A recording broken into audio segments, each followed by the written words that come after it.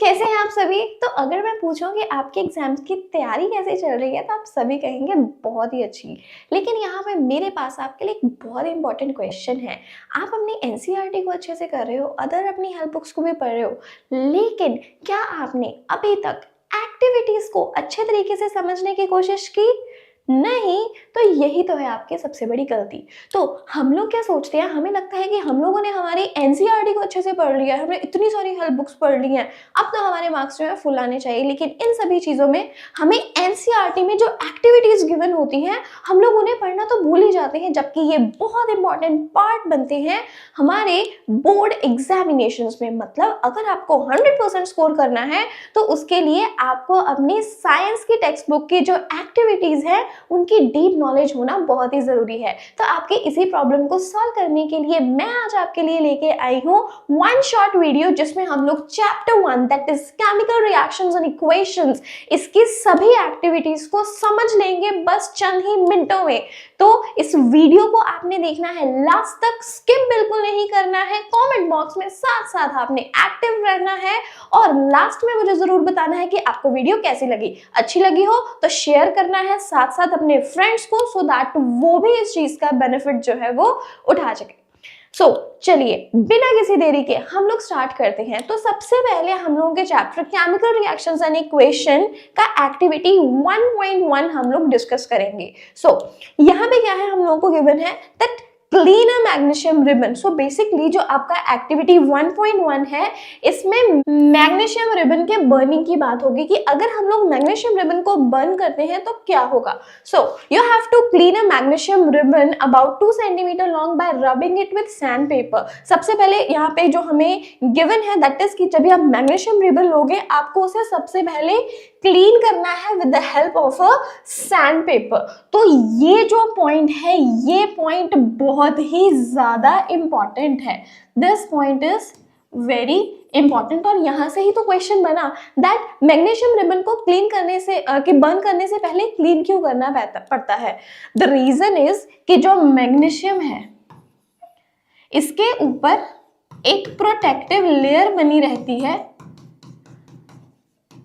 जो कि इसे फर्दर बर्न होने से रोकती है। तो सबसे पहले उस जो प्रोटेक्टिव लेयर है उसे रिमूव करना पड़ता है और तभी जाकर ये बर्न होता है। तो सबसे पहले हमने रिबन को क्लीन कर लेना है, देन इसको टोंग्स की हेल्प के साथ पकड़कर बर्न करना है।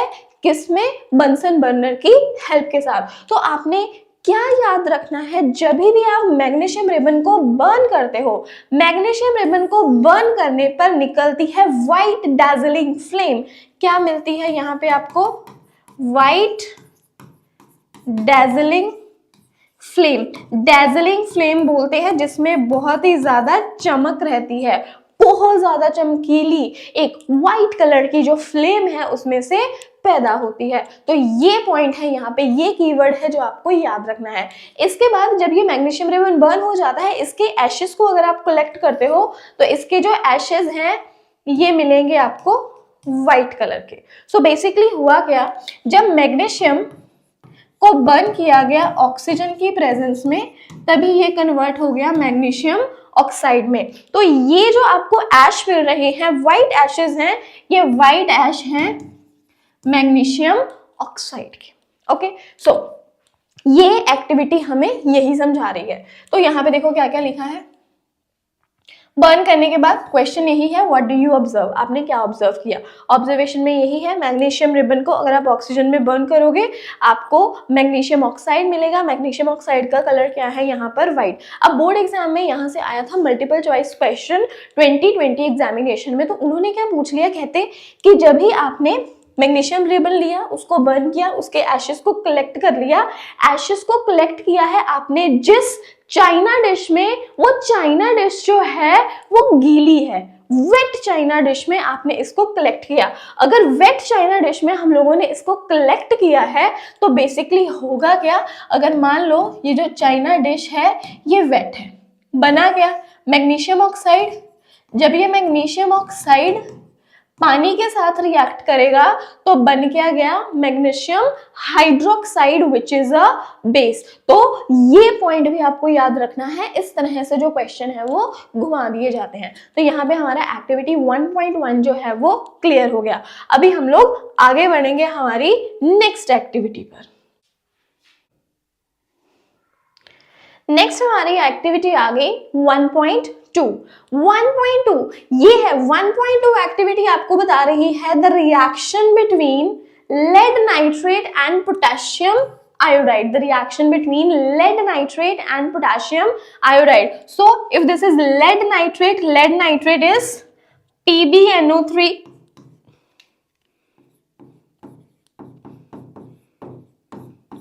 whole twice, PbNO3 whole twice, this is lead nitrate, और इसमें हम लोग ऐड क्या कर रहे हैं, potassium iodide that is Ki। Potassium iodide and lead nitrate दोनों ही जो हैं वो कलरलेस रहते हैं, लेकिन जैसे ही हम इन दोनों को मिक्स करेंगे, मिक्स करने के बाद हम लोगों को मिलेंगे येलो कलर के प्रेसिपिटेट। हमें क्या मिलेंगे, we will get yellow precipitate. और ये प्रेसिपिटेट किस चीज के हैं भाई, ये कैसे बताओगे? तो इसके लिए आपको जो रिएक्शन है वो पता होना चाहिए। So when you have led nitrate और इसका रिएक्शन हम लोग करवा रहे हैं पोटेशियम आयोडाइड के साथ, तो होगा क्या, डबल डिस्प्लेसमेंट रिएक्शन पढ़ चुके हो ना। सो लेड का मिलेगा आपको आयोडाइड, क्या मिलेगा, लेड आयोडाइड, और साथ में होगा potassium nitrate.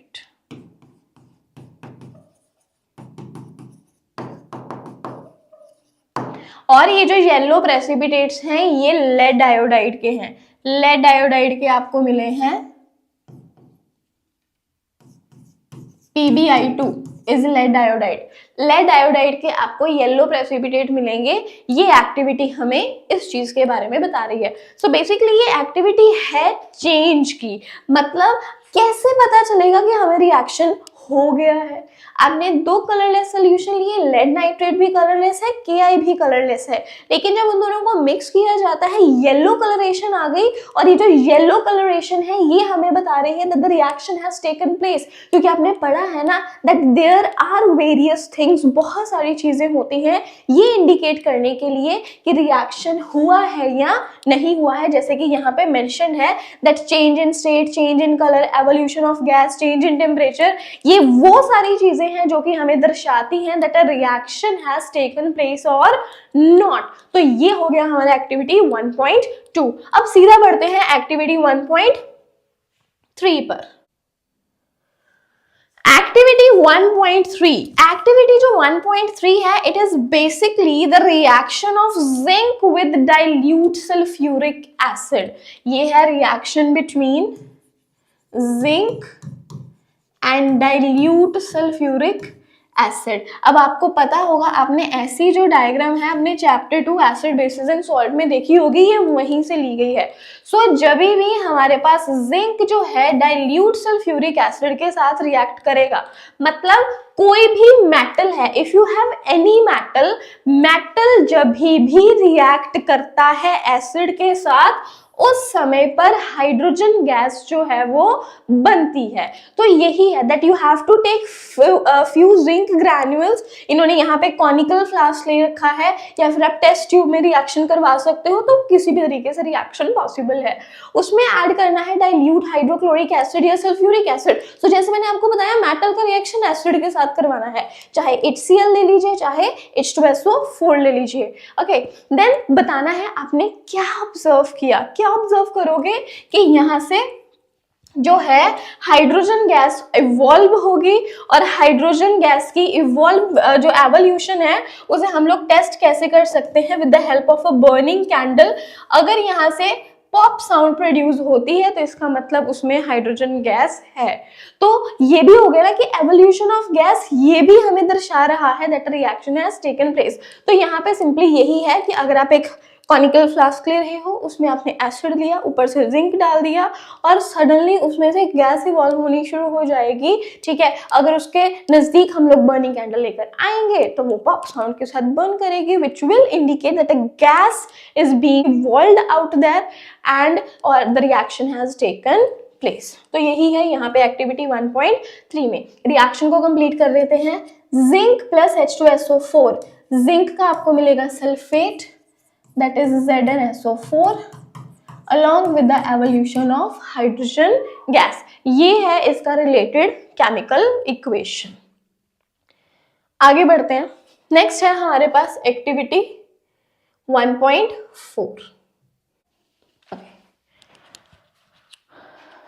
So this is activity 1.4। यहाँ पे activity 1.4 में there is a reaction between calcium oxide and water। तो कहा जा रहा है that एक छोटे से बीकर में आपको कुछ अमाउंट लेनी है कैल्शियम ऑक्साइड की। आपको क्या करना है, यहाँ पे आपको कुछ अमाउंट लेनी है कैल्शियम ऑक्साइड की। कैल्शियम ऑक्साइड लेना है, उसमें वाटर ऐड कर देना है slowly and then you have to observe the change. यहाँ पे देखो स्पेसिफिकली बोला जा रहा है that do you feel any change in temperature. मतलब यहाँ पे स्पेशल ये जो एक्टिविटी है ये इंडिकेट करने के लिए है that combination reactions are exothermic in nature. So basically किया क्या, सो बेसिकली यहाँ पर calcium oxide which is also known as quicklime, calcium oxide का रिएक्शन करवाया जा रहा है वाटर के साथ। तो जब ही ये कैल्शियम ऑक्साइड वाटर के साथ रिएक्ट करेगा हमें मिलेगा calcium hydroxide, that is CaOH whole twice. Calcium oxide का नाम याद रखना is quicklime and calcium hydroxide is slaked lime. ये चीज बहुत ज्यादा इंपॉर्टेंट है। यहाँ पर कैल्शियम ऑक्साइड को क्विकलाइम बोलते हैं और कैल्शियम हाइड्रोक्साइड को स्लेकलाइम बोलते हैं। तो ये चीज है, जब भी आप इस बीकर को टच करके देखोगे आपको ये बीकर जो है वो गर्म मिलेगा, मतलब कुछ अमाउंट ऑफ हीट इवॉल्व हुई है and the reaction is exothermic in nature. So this is the point here कि जब भी हम लोगों ने वाटर ऐड किया, क्विकलाइम जो है क्विकलाइम चेंज हो गया slake lime, the beaker becomes hot and its temperature rises, indicating that combination reactions are exothermic in nature। Very good, it's done now। आगे बढ़ेंगे। This activity is very important that the decomposition reaction, ये decomposition reaction वाली जो activity है ये बहुत ज़्यादा important है। सबसे पहले activity 1.5 को डिस्कस करेंगे। ये बता रही है हमें thermal decomposition of ferrous sulfate। ferrous sulfate हमारे पास क्या है, FeSO4 को कहते भी हमने कर दिया हीट। जब भी हमने FeSO4 को हीट करा तो यहां से बनेगा हमारे पास Fe2O3 along with the evolution of two gases SO2 and SO3। दो गैसेस इवॉल्व हो रही हैं, SO2 gas and the SO3 gas. ये जो सारी की सारी एक्टिविटी है ये SO2 एंड SO3 की एवोल्यूशन के साथ रिलेटेड है, क्योंकि आप यहाँ से इमेज में देख सकते हो कि जो बच्चा है ये इस एक्सपेरिमेंट को परफॉर्म कर रहा है और आप देख सकते हो that there is a burner है यहाँ पर, ठीक है।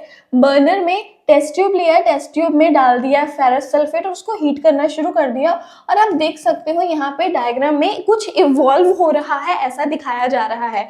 और यहाँ से CBSE बोर्ड में क्वेश्चन आ चुका है कि जब भी आप कुछ बॉइलिंग ट्यूब में या टेस्ट ट्यूब में हीट करते हो तो आपको कौन से प्रिकॉशंस हैं जो लेने चाहिए, और इस डायग्राम में इसका आंसर है। मतलब हो गया एक्टिविटी से क्वेश्चन, कैसे क्या क्या प्रिकॉशंस रखेंगे, that we should waft the gas gently towards the nose. एकदम बॉइलिंग ट्यूब को आपने नोज की तरफ पॉइंट नहीं कर लेना है, आपने गैस को अगर स्मेल करना है you have to waft it with the help of your hand.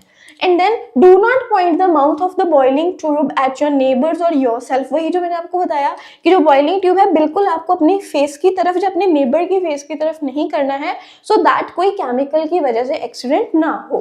तो यहाँ से क्वेश्चन आ चुका है जो बॉइलिंग ट्यूब को अगर आप उसमें कुछ वर्क कर रहे हो तो आप क्या हैंडलिंग प्रिकॉशंस यूज करोगे। ओके ओके, नाउ ये देखो फिगर जो 1.4 है ये शो ही ये कर रही है that what is the correct way of heating the boiling tube containing crystals of ferrous sulphate. अब यहां से याद क्या रखना है दैट जो SO2 एंड SO3 है, the sulphur dioxide and sulphur trioxide इसमें जो बना है, इनकी वजह से एक बहुत ही पंजेंट स्मेल, कैसी स्मेल मैं बोल रही हूं, पंजेंट या फिर कह लो सफोकेटिंग स्मेल जो है वो प्रोड्यूस होती है। तो जब भी सफोकेटिंग और पंजेंट स्मेल आनी शुरू हो जाती है देन हमें पता चल जाता है इसमें गैसेस का जो एवोल्यूशन है वो हो रहा है। ओके, देन यहाँ पे मेन क्वेश्चन क्या है, observe the colour of the crystals after heating. Heat करने के बाद आपको जो क्रिस्टल्स है उसके कलर को नोट करना है। तो याद रखिएगा जो फेरस सल्फेट है, फेरस सल्फेट का कलर रहता है ग्रीन, और ये जो ग्रीन कलर है हीट करने पर चेंज हो जाता है इनटू रेडिश ब्राउन।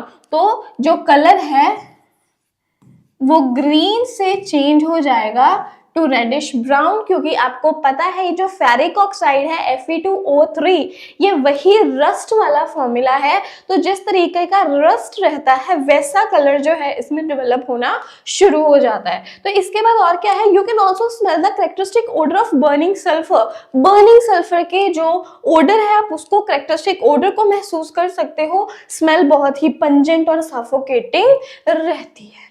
तो ये पॉइंट है यहाँ पर कि जब भी हमने फेरस सल्फेट लिया जो कि ओरिजिनली एग्जिस्ट करता है एज FeSO4.7H2O, मतलब ये एक हाइड्रेटेड सॉल्ट है, हीट करने पे ये अपने वाटर मॉलिक्यूल्स को पहले लूज करता है और जब ये एनहाइड्रस फॉर्म में आ जाता है देन ये फेरिक ऑक्साइड में कन्वर्ट होगा along with the evolution of SO2 and SO3, जो कि एक बहुत ही सफोकेटिंग स्मेल क्रिएट करते हैं। और फेरिक ऑक्साइड एक सॉलिड है जिसका कलर आपको मिलेगा रेडिश ब्राउन। डन, अभी बढ़ेंगे हम लोग हमारी नेक्स्ट एक्टिविटी पे। ओके, नेक्स्ट है हमारे पास एक्टिविटी 1.6। एक्टिविटी 1.6 है हमारी related to thermal decomposition of lead nitrate. It is related to thermal decomposition of lead nitrate. तो यहां पे आपको क्या याद रखना है that when you have lead nitrate, जब आप lead nitrate की बात कर रहे हो, lead nitrate is PbNO3 whole twice. Lead nitrate is PbNO3 whole twice.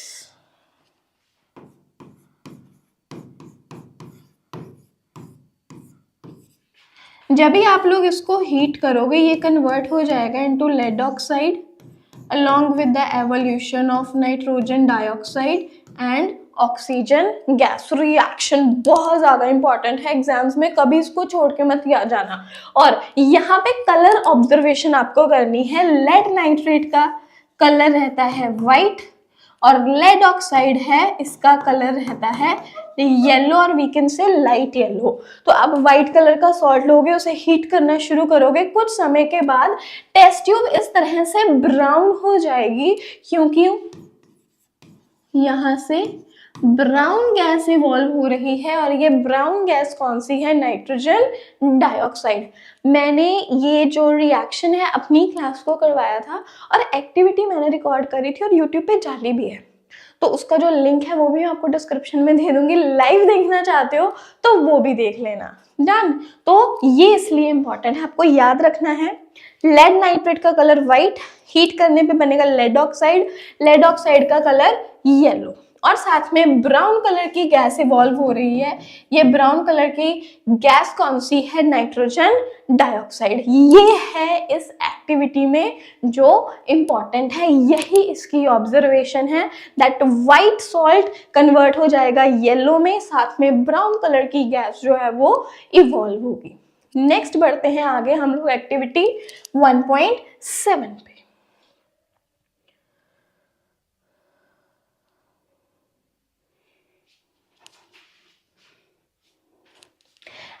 Activity 1.7 related है to the electrolytic decomposition of water. So ये जो इन्होंने सेटअप दिया है, इसकी बजाय हम लोग एक बड़ा सा सिंपल सा सेटअप लगा सकते हैं। We could take a beaker और उसमें हम लोग पेंसिल दोनों एंड से शार्पन करी हुई डाल सकते हैं। क्यों? क्योंकि ये पेंसिल्स बनी हुई हैं ग्रेफाइट के। आपको पता है ना, जो पेंसिल लेड है that is basically graphite, and graphite can conduct electricity. Graphite जो है वो इलेक्ट्रिसिटी कंडक्ट करता है। सो ये जो कार्बन है, graphite is basically carbon. Graphite क्या है? कार्बन। तो हमने कार्बन, ये जो दो पेंसिल्स है इस वक्त यहाँ पर इलेक्ट्रोड्स का काम करेंगी।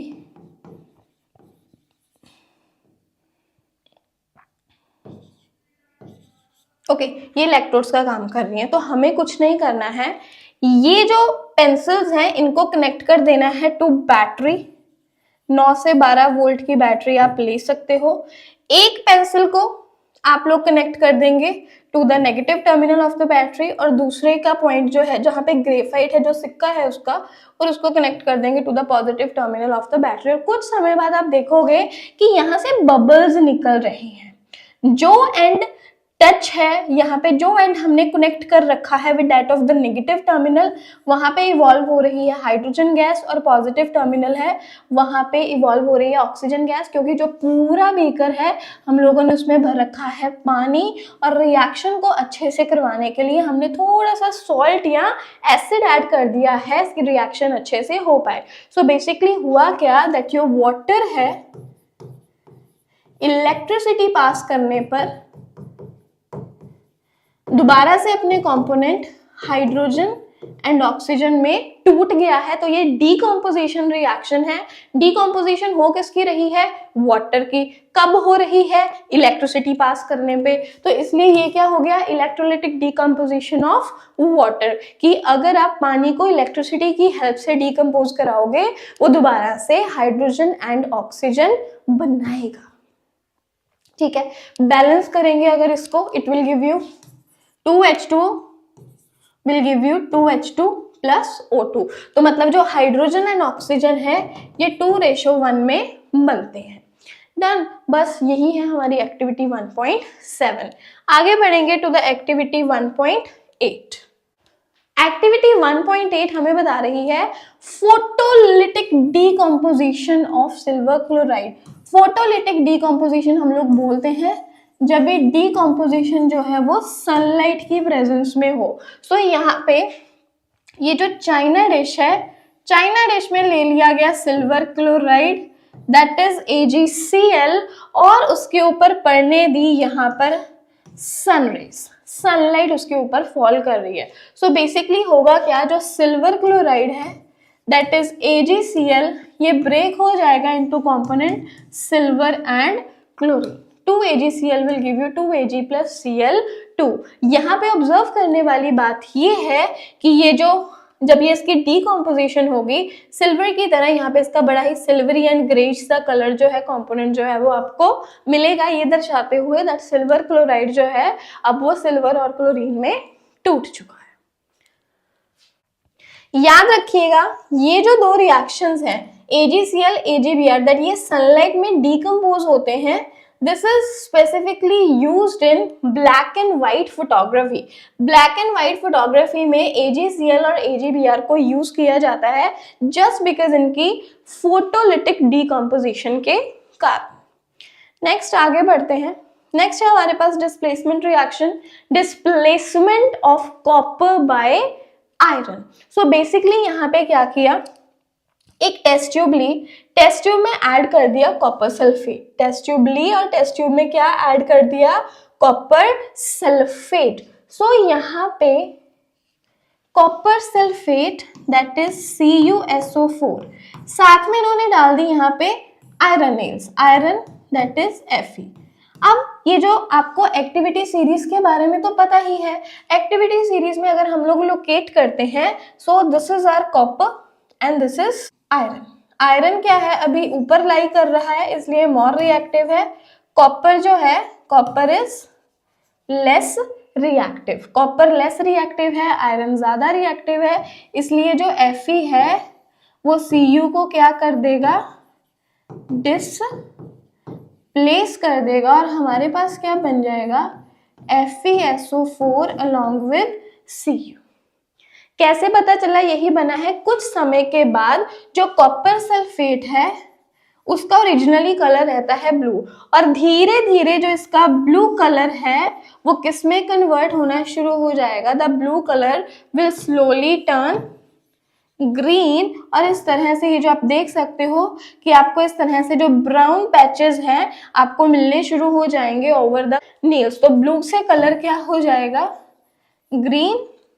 और जो पूरा का पूरा सोल्यूशन है, जो आयरन नेल्स हैं, आयरन नेल्स के ऊपर आपको ब्राउन कलर के डिपॉजिट्स जो हैं वो दिखाई देंगे। इस तरह का ब्राउन डिपॉजिट जो है वो आपको कॉपर नेल्स के ऊपर दिखाई देगा। यही बता रही है हमें एक्टिविटी हमारी 1.9। और ये दर्शाया भी हुआ है कि जो आयरन नेल पहले बिल्कुल नई जैसी थी, उसके ऊपर अभी जो ब्राउन कलर का कॉपर है वो थोड़ा सा डिपॉजिट हो गया है। Next activity 1.10, double displacement reaction से प्रेसिपिटेशन दर्शा रहे हैं। दैट जब भी आपके पास है sodium sulphate, when you have sodium sulphate that is Na2SO4, और आप इसमें ऐड कर देते हो barium chloride BaCl2। Double displacement is like sodium किसके साथ अटैच हो जाएगा, Cl के साथ, मेकिंग NaCl, और बेरियम को किसके साथ जुड़ना पड़ेगा, सल्फेट के साथ, दैट इज BaSO4। और ये इनसॉल्युबल मटेरियल है। इस तरह आप देखोगे दैट वाइट कलर के प्रेसिपिटेट्स बन गए हैं। किसके हैं ये वाइट प्रेसिपिटेट्स, BaSO4 के। तो बेरियम सल्फेट जो है वो डिसॉल्व नहीं होता है सॉल्वेंट में, और इसके वाइट कलर के जो प्रेसिपिटेट्स हैं वो बन जाते हैं, और ये आपको दिखेंगे टेस्ट ट्यूब में बने हुए। नेक्स्ट आगे बढ़ते हैं to activity 1.11, it is the oxidation of copper to copper oxide। अब क्या किया यहाँ पर, एक चाइना डिश में ले लिया गया कॉपर। कॉपर का कलर क्या रहता है, ब्राउन। कॉपर इनिशियली कॉपर का पाउडर भी लोगे वो आपको ब्राउन कलर का मिलेगा, और इसको ऑक्सीजन की प्रेजेंस में हीट करना शुरू कर दिया तो जो ब्राउन है वो इस तरह से उसका कलर क्या हो जाएगा, ब्लैक। तो आपको एक ब्लैक कलर का सब्सटेंस मिलेगा। ये ब्लैक कलर का सब्सटेंस क्या है, कॉपर ऑक्साइड। तो ये आपको बता रहा है जब जो कॉपर है वो ऑक्सीडाइज हो जाता है कॉपर ऑक्साइड में, जब ऑक्सीजन की प्रेजेंस में उसे हीट किया जाता है। ये कलर ऑब्जर्वेशन बहुत ही ज्यादा इंपॉर्टेंट है। ब्लैक कलर आता है। देखो उन्होंने क्या किया, जब एक कॉपर को हीट करना था, कॉपर को हीट करा यहाँ पर, सो कॉपर को यहाँ पे हीट किया in the presence of oxygen, और ये जो ऑक्सीजन है ये कॉपर में ऐड हो गया और बनाया क्या, कॉपर ऑक्साइड। इसलिए इसको बोल दिया गया this is oxidation reaction when oxygen is added to something. अब क्या करा उन्होंने, ये जो कॉपर ऑक्साइड बना इसके ऊपर से क्या पास कर दी, हाइड्रोजन गैस। अब हाइड्रोजन ने क्या किया, इसके ऑक्सीजन को ले लिया। ऑक्सीजन अब किसके साथ चला गया, हाइड्रोजन के साथ, और बन क्या गया, H2O। ठीक है, बन क्या गया, H2O। अब कॉपर फिर से, मतलब कि क्या है, यहाँ से जो कलर है वो फिर से रीगेन हो जाएगा, and this process is called as reduction. तो मतलब जब भी किसी चीज में ऑक्सीजन ऐड हो रहा है दैट इज ऑक्सीडेशन, किसी चीज से ऑक्सीजन जा रहा है दैट इज रिडक्शन। तो यहाँ पे ये जो एक्टिविटी है हमें ऑक्सीडेशन और रिडक्शन के बारे में बता रही है। तो सिंपल ये चीज थी, उन्होंने चाइना डिश में 1 ग्राम कॉपर पाउडर लिया और उसको हीट कर दिया। सो जब भी उन्होंने कॉपर पाउडर को ऑक्सीजन की प्रेजेंस में हीट किया तो कॉपर ऑक्साइड बन गया, क्योंकि ऑक्सीजन ऐड हो गया कॉपर में, द प्रोसेस इज ऑक्सीडेशन। कहते फिर क्या किया, जो हाइड्रोजन गैस है उसको इस हीटेड मटेरियल के ऊपर से पास कर दिया, तो जो ब्लैक कोटिंग आई थी सरफेस के ऊपर वो दोबारा से क्या हो जाती है, ब्राउन हो जाती है। रिएक्शन उलट जाता है क्योंकि हाइड्रोजन ने इसका ऑक्सीजन ले लिया। ठीक है, और वो दोबारा से किसमें कन्वर्ट हो गया, कॉपर में। तो वही चीज है यहाँ पर, इस रिएक्शन को बोल दिया गया रिडक्शन रिएक्शन। तो ये जो एक्टिविटी 1.1 है ये भी इंपॉर्टेंट है और यहाँ से भी सीबीएसई एग्जाम्स में क्वेश्चन आया है। तो देखिए बस इसी तरह से हमने 20-22 मिनट में कुछ ये ए चैप्टर 1 की सभी एक्टिविटीज क्लियर कर ली हैं। हमने रिएक्शंस देख लिए कौन से इंपॉर्टेंट है।